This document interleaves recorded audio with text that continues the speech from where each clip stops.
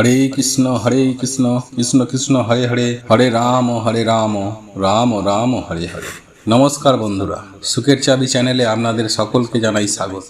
ভারতীয় দর্শন শাস্ত্র ও বিভিন্ন দেবদেবীর পুজো অর্চনার পদ্ধতি এই চ্যানেলের মূল আলোচনার বিষয়বস্তু। বন্ধুরা, আপনারা যদি নতুন কিছু জানতে চান বা নতুন কিছু শিখতে চান, চ্যানেলটি সাবস্ক্রাইব অবশ্যই করুন। বন্ধুরা, আগামী 14ই সেপ্টেম্বর শনিবার পার্শ্ব একাদশী, আর এই শনিবার ও পার্শ্ব একাদশীর মহাযোগে আপনি যদি এই 5 জন ব্যক্তির মধ্যে যে কোনো একজন ব্যক্তিকে দান করতে পারেন, তাহলে আপনার আর্থিক ভাগ্যে বিশাল উন্নতি হবে। হ্যাঁ বন্ধুরা, এর ফলে আপনার জীবনে সুখ শান্তি সমৃদ্ধি বৃদ্ধি পাবে। ভগবান শ্রীকৃষ্ণের আশীর্বাদে আপনাদের সকল মনস্কামনা সুনিশ্চিতভাবে পূর্ণ হবে এবং বহু জন্মের পাপ থেকেও আপনারা খুব সহজেই মুক্তি পাবে। তাই আজ আমার এই ভিডিওতে আপনাদেরকে এমন কিছু কথা জানিয়ে দেব যা আমাদের অতি পরিচিত, অতি সামান্য।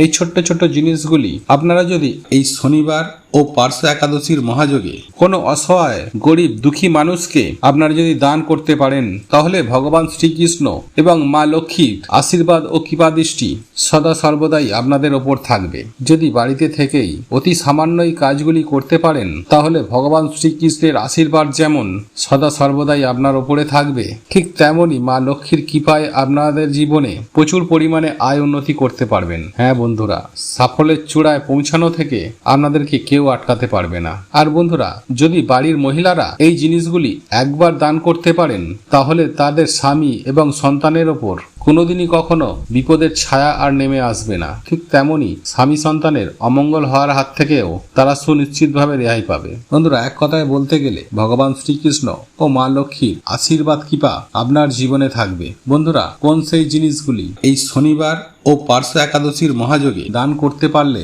ভগবান শ্রীকৃষ্ণ এবং মা লক্ষ্মীর কৃপায় ধন্য হবেন এবং সারা বছর রোগ ব্যাধি থেকেও মুক্তি পাওয়া যায় এবং আর্থিক উন্নতির পথও খুলে যায়। আর সেই বিষয়গুলি জানার জন্য আজকের এই ভিডিওটি মনোযোগ সহকারে শেষ পর্যন্ত দেখতে থাকুন। তাই এই প্রসঙ্গে বিস্তারিত জানার আগে আপনাদেরকে বলে রাখি, আমাদের এই ভিডিওটি মনোযোগ সহকারে শেষ পর্যন্ত দেখতে থাকুন।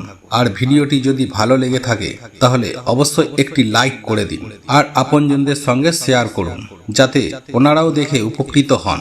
আর আপনি যদি আমাদের চ্যানেলে নতুন হয়ে থাকেন, তাহলে চ্যানেলটি অবশ্যই সাবস্ক্রাইব করুন আর পাশে থাকা নোটিফিকেশন বেল আইকনটি ক্লিক করুন, যাতে এই রূপ নিত্য নতুন ভিডিও যখনই ছাড়বো সবার আগে আপনার কাছে পৌঁছে যায়। তবে মূল আলোচনায় প্রবেশ করার আগে আপনারা যদি ভগবান শ্রীকৃষ্ণ এবং মা লক্ষ্মীকে ভালোবেসে থাকেন, তাহলে জয় শ্রীকৃষ্ণ, রাধে রাধে এবং জয় মা লক্ষ্মীর জয় লিখে কমেন্ট অবশ্যই করবেন। তাহলে দেখবেন ভগবান শ্রীকৃষ্ণ এবং মা লক্ষ্মীর কৃপায় আপনারা দুজনারই আশীর্বাদ লাভ করতে পারবেন। যাই হোক বন্ধুরা, এইবারে আমি সবার প্রথমে যে জিনিসটির কথা বলবো তা হলো চাল। হ্যাঁ বন্ধুরা, এই মা লক্ষ্মীর স্বরূপা এই চাল যদি কাউকে নিবেদন করতে পারেন, তাহলে আপনারা যা চাইবেন আপনারা তাই পাবেন। বন্ধুরা, এই এক মুঠো চালের বিনিময়ে আপনার জীবনে কখনোই কোনো প্রকার অন্ন বস্ত্রের অভাব আসবে না, আর এটা আমি সুনিশ্চিতভাবেই বলতে পারি। বন্ধুরা, সেই সঙ্গে আপনাদেরকে জানিয়ে রাখি, আপনাদের পক্ষে যদি সম্ভব হয়, তাহলে অতি অবশ্যই ভিক্ষুককে বা কোনো ব্রাহ্মণকে এক মুঠো চাল অবশ্যই নিবেদন করবেন। আর আপনাদের পক্ষে যদি সম্ভব হয়, তাহলে 5 জন ছোট বাচ্চাকে নিমন্ত্রণ করে তাদেরকে আপনারা বাড়িতে নিয়ে এসে খাওয়ান। আর যদি আপনাদের খাওয়ানোর সামর্থ্য না থেকে থাকে, তাহলে অন্তত পক্ষে তাদেরকে জল বাতাসাও দিতে পারেন। বন্ধুরা, এমনটি করতে পারলে আপনাদের বহু জন্মের পাপ থেকেও আপনারা মুক্তি পেতে পারেন। তবে এই চাল দান করার ক্ষেত্রে একটি বিষয় মাথায় রাখবেন, যে আপনারা যখন চাল দান করবেন, প্রথমত সূর্য থাকাকালীন চাল দান করবেন। সূর্য ডোবার পর আপনারা কখনোই কোনরূপ এই চাল দান করবেন না। এই চাল দান করার পর তার থেকে কিছুটা পরিমাণ চাল আপনারা চেয়ে নেবেন এবং সেই চাল পুনরায় আপনারা আপনাদের ভাঁড়ারে এসে মিশিয়ে রাখবেন। বন্ধুরা, এই অন্ন দান করা পবিত্র দান হিসাবে বিবেচিত করা হয়েছে আমাদের শাস্ত্রে। তাই আপনি অন্নের স্বরূপ আপনি যদি এক মুঠো চাল কিংবা বাড়িতে কাউকে নিমন্ত্রণ করে ভাত খাওয়াতে পারেন, তাহলে ভগবান শ্রীকৃষ্ণর কৃপা দৃষ্টি থেকে আপনাকে কেউ বঞ্চিত করতে পারবে না। বন্ধুরা, এরপর দ্বিতীয় যে জিনিসটির কথা বলবো বলবো আর তা হলো একটা 1 টাকার কয়েন। হ্যাঁ বন্ধুরা, আপনারা একেবারে ঠিকই শুনছেন। এই 1 টাকার কয়েন বা 16 আনা যে কোনো শুভ কাজে আমরা ব্যবহার করে থাকি। আর আপনার পক্ষে সম্ভব হলে এই 1 টাকার কয়েন কাউকে দান করুন। হ্যাঁ বন্ধুরা, 5 জন ব্যক্তিকে যদি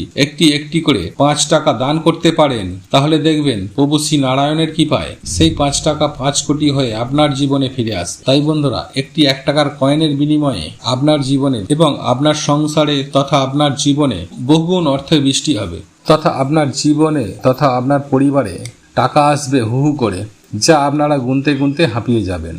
বন্ধুরা, যাই হোক, এরপর তৃতীয় যে জিনিসটির কথা বলবো আর তা হলো নুন বা লবণ। হ্যাঁ বন্ধুরা, আপনারা শুনে হয়তো একটু অবাক হবেন যে লবণ কাউকে দান করবেন। বন্ধুরা, পাড়া প্রতিবেশীদের মধ্যে রান্নার বিভিন্ন জিনিসপত্র দেয়া নেয়া হয়ে থাকে। তবে বন্ধুরা, আপনারা কোনো পাড়া প্রতিবেশীকেও কেউ যদি লবণ চাইতে আসে ভুল করেও এই শনিবার ও পার্শ্ব একাদশীর মহাযোগে তাকে কখনোই ফেরাবেন না। তবে আপনার সাধ্য মতো আপনি যদি তাকে লবণ দান করতে পারেন বন্ধুরা, তাহলে আপনারা সুফল পাবেনই পাবেন। কিন্তু বন্ধুরা, এই লবণ দেওয়ার ক্ষেত্রে একটি বিষয় মাথায় রাখতে হবে, আর তা হলো আপনার বাড়িতে যদি কেউ লবণ চাইতে আসে আপনি তাকে দিন, কিন্তু তার হাতে তুলে দেবেন না। আপনি একটি জায়গায় রেখে দেবেন আর তাকে বলবেন সেখান থেকে তুলে নিতে, কিন্তু আপনি ভুল করেও এই লবণ তার হাতে কখনোই তুলে দেবেন না এবং সন্ধ্যার পর এই লবণ কখনোই দান করবেন না। বন্ধুরা, এই নুন বা লবণের গুণাগুণের অলৌকিক কথা আমাদের সকলেরই জানা আছে।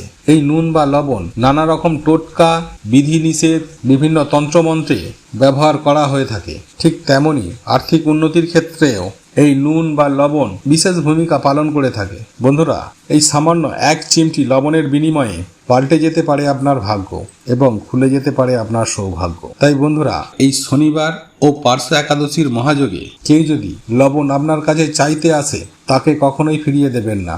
যাই হোক, এরপর চতুর্থ যে জিনিসটির কথা বলবো আর তা হলো বন্ধুরা, আপনাদের বাড়িতে যদি বাস্তু দোষ থেকে থাকে, অর্থাৎ আপনার গৃহে যদি প্রতিদিন অশান্তি কলহ ঝগড়াঝাটি লেগেই থাকে এবং জীবনে যদি সুখ শান্তির অভাব দেখা যায়, তাহলে বন্ধুরা কোনো একজন ব্যক্তিকে একটি পাথরের বাটি নিবেদন করতে পারেন। হ্যাঁ বন্ধুরা, কোনো একজনকে এই পাথরের বাটিটি দান করতে পারলে আপনার পাথরের ভাগ্যটি একেবারে খুলে যাবে। তাই বন্ধুরা, আপনারা যদি কোনো গরিব ব্যক্তিকে বা কোনো যদি ব্রাহ্মণকে পাথরের বাটির মধ্যে অন্ন নিবেদন করতে পারেন, এছাড়াও আপনার যেটি করবেন, একটি তামার ঘটির মধ্যে আপনি কোনো হতদরিদ্র গরিব দুঃখী মানুষকে এই তামার ঘটিতে জল নিবেদন করবেন। আর এমনটি যদি আপনারা করতে পারেন তাহলে আপনারা সুনিশ্চিতভাবে সুফল পাবেনই পাবেন।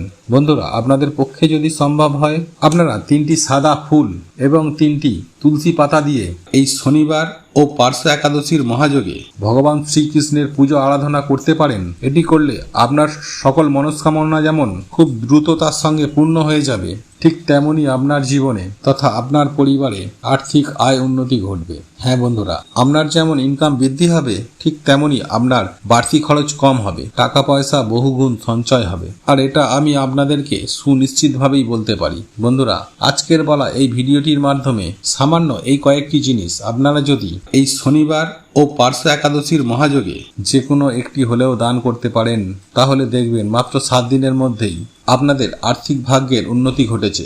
সর্বোপরি ভগবান শ্রীকৃষ্ণ এবং মা লক্ষ্মীর আশীর্বাদে আপনাদের জীবন ধন্য হয়ে উঠবে। বন্ধুরা, আপনারা প্রত্যেকেই জানি যে দান করা একটি পবিত্রতম কাজ, কিন্তু বন্ধুরা আপনারা কি জানেন বছরের বেশ কিছু কিছু দিনে এই সব জিনিস দান করতে পারলে খুবই ভালো ফল লাভ করা যায়, সেই সঙ্গে বহু পাপ থেকেও মুক্তি পাওয়া যায়। বন্ধুরা, ভিডিওটি এখানেই শেষ করলাম। আপনাদের যদি এই ভিডিওটি পছন্দ হয়ে থাকে তাহলে ভিডিওটি লাইক করুন, কমেন্ট করুন, শেয়ার অবশ্যই করুন।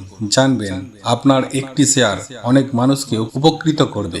আর আপনি যদি আমাদের চ্যানেলে নতুন হয়ে থাকেন তাহলে অতি অবশ্যই সাবস্ক্রাইব করবেন। ভগবান বা ঈশ্বর আপনাদের মঙ্গল করুক। আপনারা সুস্থ থাকুন, ভালো থাকুন।